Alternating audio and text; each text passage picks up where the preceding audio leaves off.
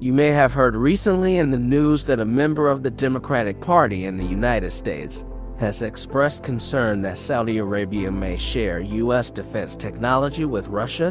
What exactly did he mean by this? Before I go any further, let me provide some context for this statement. Welcome back to another exciting episode of our channel InvestoPad, where we bring you the world's innovation stories and projects. If you are new to the channel and enjoy learning about fast-paced modernity, particularly the development of China and the United States, you will enjoy our videos.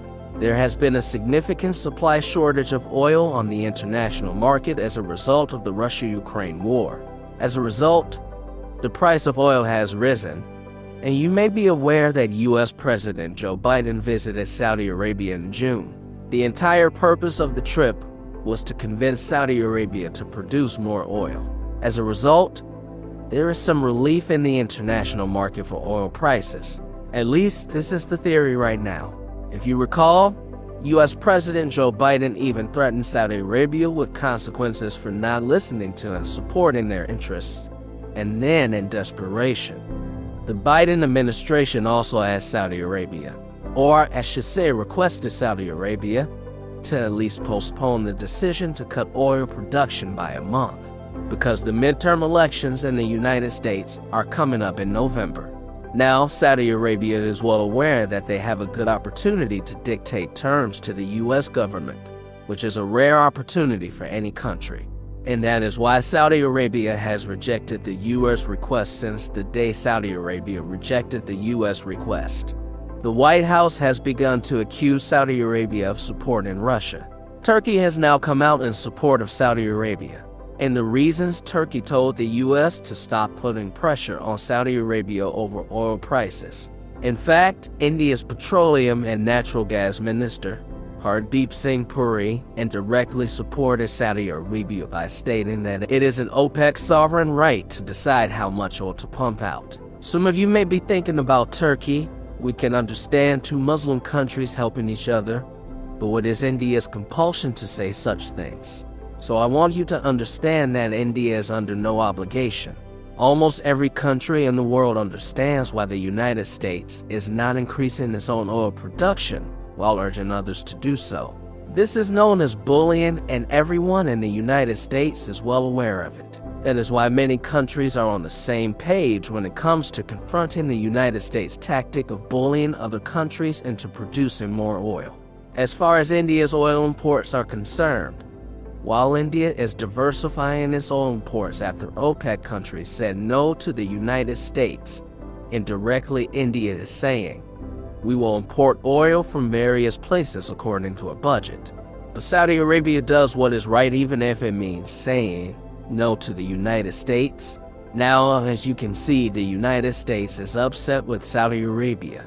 They have also threatened Saudi Arabia, and just a few days ago, Saudi Arabia sentenced a U.S. citizen to 16 years in prison for criticizing the Saudi government. By doing so, the Saudi government is sending a strong message to the U.S. And in turn, the U.S. government is reconsidering its relationship with Saudi Arabia. Indeed, some Democrats in Congress want to punish Saudi Arabia by withdrawing all U.S. military support to Saudi Arabia and the UAE, because it is true that U.S. troops are stationed in Saudi Arabia to protect Saudi oil fields and security interests.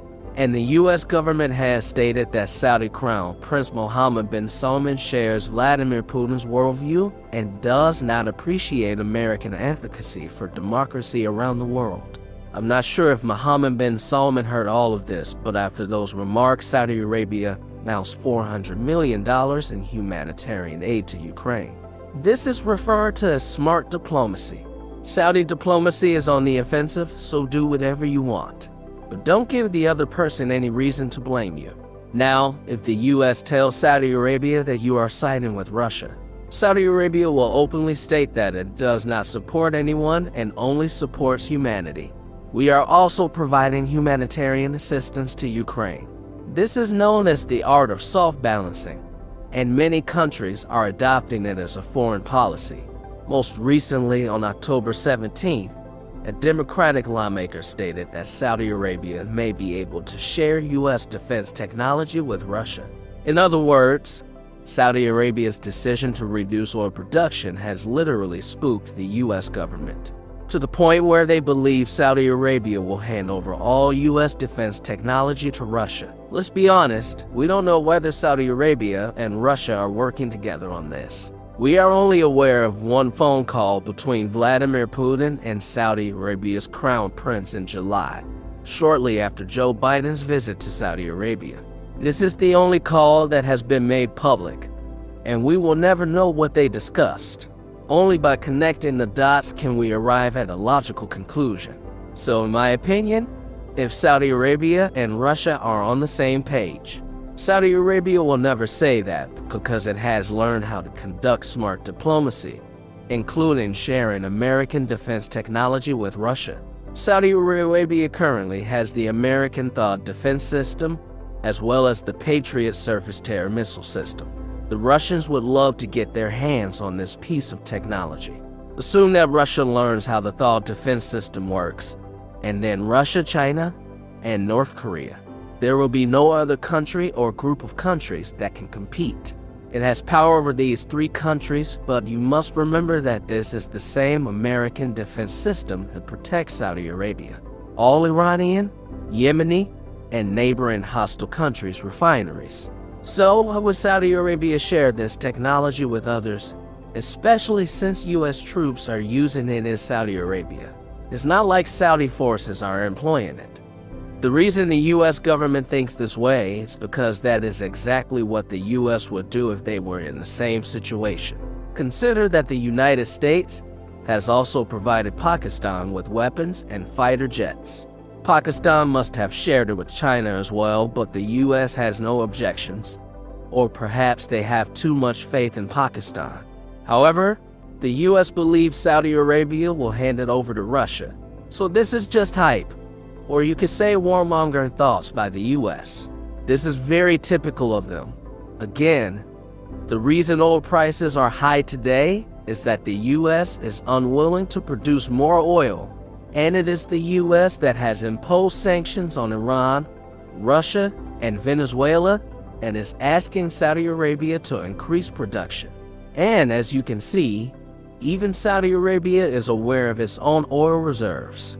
It cannot simply repeat whatever the U.S. says, which is why the Indian minister said it correctly. It is Saudi Arabia's and OPEC countries' sovereign right to decide how much they want to produce, and Saudi Arabia has suddenly become a problem for the U.S. because they refuse to produce any additional oil. If you do some critical thinking, you will realize that the West is the root cause of many problems around the world, and it is good that Saudi Arabia and the UAE have taken a firm stance. Let us hope that the U.S. does not launch another proxy war in Saudi Arabia, creating its own narrative. I hope you found this video useful. Thank you for taking the time to watch it.